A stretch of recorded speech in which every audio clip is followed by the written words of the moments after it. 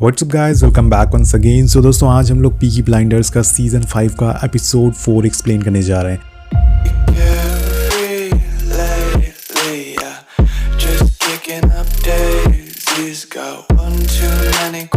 तो इसे शुरू करने से पहले हम आपको पिछले एपिसोड का थोड़ा सा रिकैप दे देते हैं, जहां हमने देखा था कि लिंडा अब आर्थर को डिवोर्स देना चाहती है।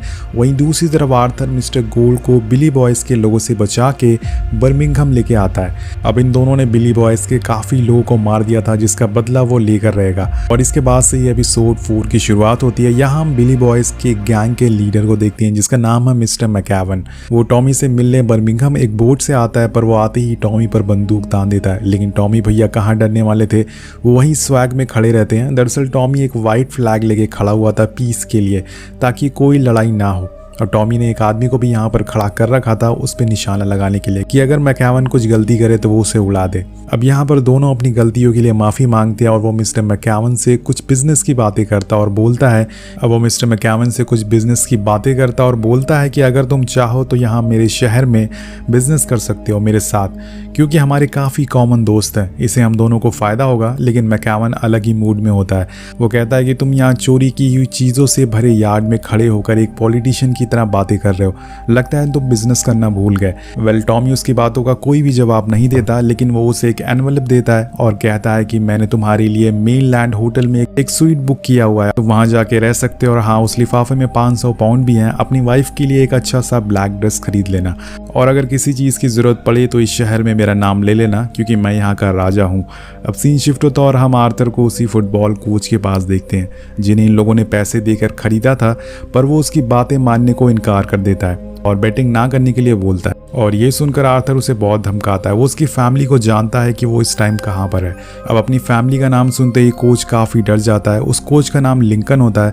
तो लिंकन गुस्से में कहता है कि अगर मेरी फैमिली को कुछ हुआ तो बहुत ही बुरा होगा। इसके बाद हम टॉमी के ऑफिस का सीन देखते हैं, जहाँ पर एक लेडी उससे मिलने आई थी, उसे मदद मांगने आई थी। उसके हस्बैंड ने उसके तीनों बच्चों को जान से मार दिया था। अब ये सुनकर टॉमी बहुत ही गुस्से में आ जाता है और फिर वो लेडी उनकी बॉडीज़ दिखाती है। तो हमें पता चलता है कि वो बर्ड्स की बात कर रही थी, ना कि अपने बच्चों की। तो वो अपनी बर्ड्स को ही अपना बच्चा मानती थी। अब ये देखकर टॉमी उसे भरोसा दिलाता है कि वो उसके हस्बैंड से बात करेगा। कहानी आगे बढ़ती है और हम फिन के रूम में एक चाइनीज़ लड़की को देखते हैं, और इधर दूसरी साइड गैरिसन पब में एक चैंग नाम का चाइनीज़ आदमी आता है, जिसे देख के वो दोनों थोड़ा शॉक हो जाते हैं, क्योंकि चैंग को खुद मिस्टर गोल्ड ने मारा था, पर वो उस दिन बच गया था। तो आज यहाँ टॉमी के सामने बैठा हुआ है। इसी बीच टॉमी को एक फ़ोन आता है, जो दरअसल फिन का होता है। वो बताता है कि उसके कमरे में एक लड़की आई है, जिसने उसे गन पॉइंट पर ले लिया है। वेल, उस लड़की को किसी और ने नहीं बल्कि चैंग ने ही भेजा था, ताकि वो टॉमी को कंट्रोल में ले सके। अब चैंग बोलता है कि अगर तुमने मेरे साथ यहाँ पर कुछ भी गलत किया तो वही चीज़ तुम्हारे भाई के साथ होगी। ये सुनकर आर्थर गुस्से में उस पर बंदूक तान देता है, लेकिन टॉमी उसे रोक लेता है। अब कहानी आगे बढ़ती है और चैंग अपने जेब से कुछ चीज़ें निकालता है, जो असल में एक तरह का ड्रग होता है। ये काफ़ी रेयर किस्म का पाउडर होता है। वो चाहता था कि पीकी ब्लाइंडर्स उसकी मदद करें उसका ये डर्मीकूल पाउडर स्मगल करने में, जिसे वो लोग इंटरनेशनल मार्केट में बेच सकें। इसके बदले में वो पीकी ब्लाइंडर्स को पूरे 1 मिलियन पाउंड्स देगा।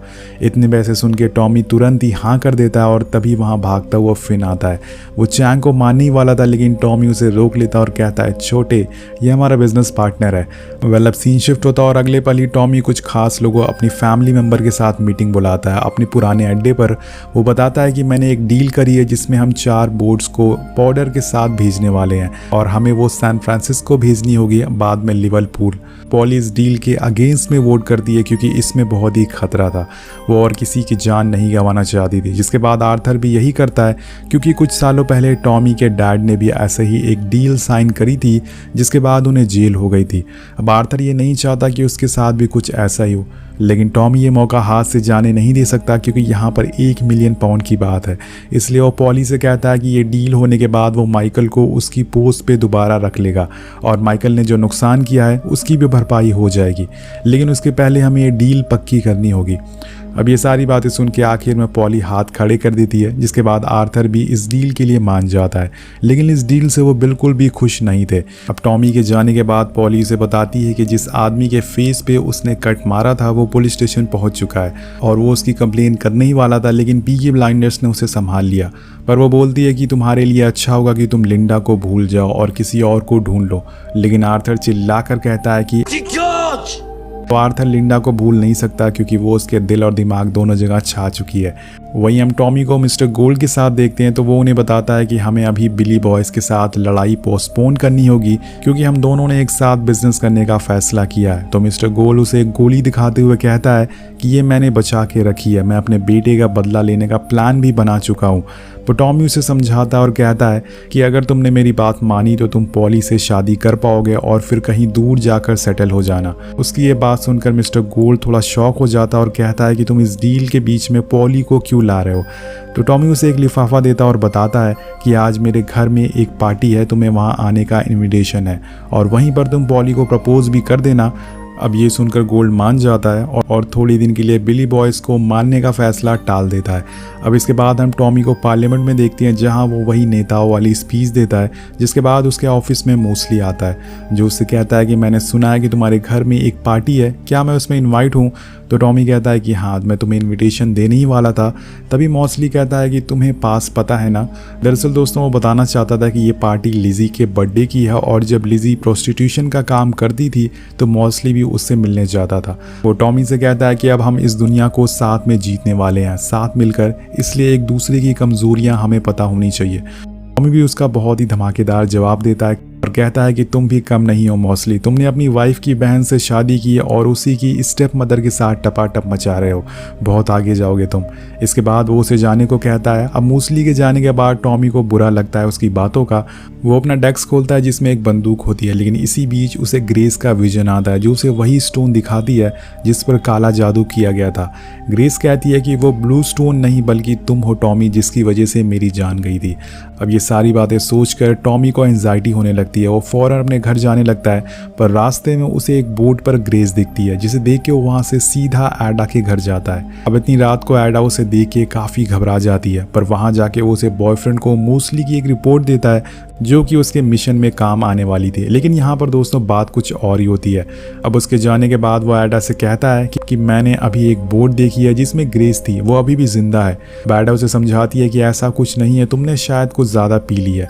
लेकिन टॉमी उसकी इन सब बातों को नकार देता है और वहाँ से चला जाता है। अब सीन कट होता है और हम पॉली और माइकल को देखते हैं। पॉली बताती है कि तुम्हारे डैड 1901 में कोल सप्लाइड किया करते थे और उनका इसी का बिजनेस था, और तुम्हारे लिए मेरे पास इसी तरह का एक बहुत ही बढ़िया काम है। तुम्हें ओपीएम सप्लाई करना होगा, जिसके बदले में तुम साल में 1 मिलियन पाउंड कमा सकते हो। साथ साथ में टॉमी तुम्हें फिर से तुम्हारी पुरानी वाली पोस्ट भी दे रहा है। अब माइकल कहता है कि ठीक है, लेकिन इस बारे में मुझे पहले गीना से बात करनी होगी। ये सुनकर पॉली गुस्से में आ जाती है और कहती है कि तुम्हारी बीवी को तुम्हारे काम से कोई भी मतलब नहीं है, उसे बस इस बात से मतलब है कि तुम कितना कमा रहे हो। और जब वो ये जानेगी कि तुम 1 मिलियन पाउंड कमा रहे हो तो वो फौरन हाँ कर देगी। अब सीन कट होता है और हम टॉमी को उसके आदमियों के साथ देखते हैं, जहां वो मिस्टर मैकैवन से मिलने गया था और बिजनेस के बारे में बातें करने गया था। और टॉमी कहता है कि ठीक है, शिप लोडिंग के मुझे 10,000 पाउंड कैश चाहिए, लेकिन मैकैवन उसे बोलता है कि मैं कैश में डील नहीं करता, मैं तुम्हें चेक देता हूँ। टॉमी कहता है कि मैं चेक नहीं लेता, लेकिन मैकैवन अपनी बात पर अड़ा रहता है। जिसके बाद उनकी एक डील होती है। टॉमी अपने म्यूचुअल फ्रेंड के बिहाफ पर, जो कि मॉस्ली है, उसके बिहाफ पर चेक ले लेगा और यहाँ इन दोनों की डील डन हो जाती है। अब मैकैवन का दोस्तों यहाँ पर काम होता है कि उन बोट्स को लोड करवाना। वहीं दूसरी तरफ हम गीना और माइकल को देखते हैं, जो कि पार्टी में आ चुके थे। वो टॉमी की आइकॉनिक पेंटिंग के पास जाते हैं और गीना माइकल से कहती है कि मुझे यहाँ तुम्हारी पेंटिंग चाहिए, चाहे कुछ भी हो जाए।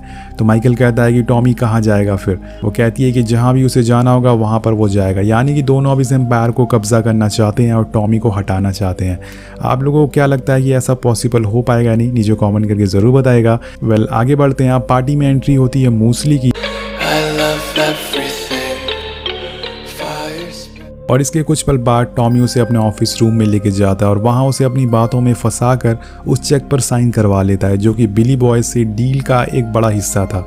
वहीं एक तरफ हम आंट पॉली और मिस्टर गोल्ड को देखते हैं, दोनों एक साथ में अच्छा समय बिता रहे होते हैं और इसी बीच मिस्टर गोल्ड पॉली को प्रपोज कर देते हैं और वो हाँ कर देती है। तो यहाँ पर इनका प्लान बन चुका था, इनकी जोड़ी बन चुकी थी। इसके बाद प्रोग्राम शुरू होता है, पर थोड़ी देर बाद घर के बाहर एक कार आते हुए दिखती है। टॉमी आर्थर को इशारा करता है और बाहर भेजता है। अब आर्थर बाहर जाता है तो वहाँ पर कार में दोस्तों कोई और नहीं बल्कि लिंडा होती है। वो कार से उतरती है और आर्थर पे चिल्लाना चालू कर देती है कि तुमने जिस आदमी को मारा था वो बस मेरा एक दोस्त था और कुछ नहीं, तुमने उसका फेस ही बिगाड़ दिया।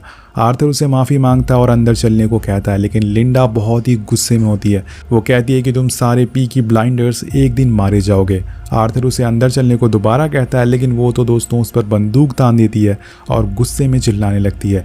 लेकिन इससे पहले कि वो उसे कुछ करती, हमें एक गोली की आवाज़ सुनाई देती है और अगले पल ही हम देखते हैं कि लिंडा ज़मीन पर गिरी हुई है। ये गोली चलाई थी पॉली ने। इसी के साथ दोस्तों ये एपिसोड यहीं पर ख़त्म हो जाता है। वेल, आपको क्या लगता है कि अब लिंडा को मारने के बाद आर्थर पॉली के साथ क्या करेगा? क्या वो उसे माफ़ करेगा या कुछ बड़ा होने वाला है आखिरी के एपिसोड में? तो कमेंट करके ज़रूर बताइएगा। मिलते हैं आपसे अगली वीडियो में। Thank you so much watching. Peace out.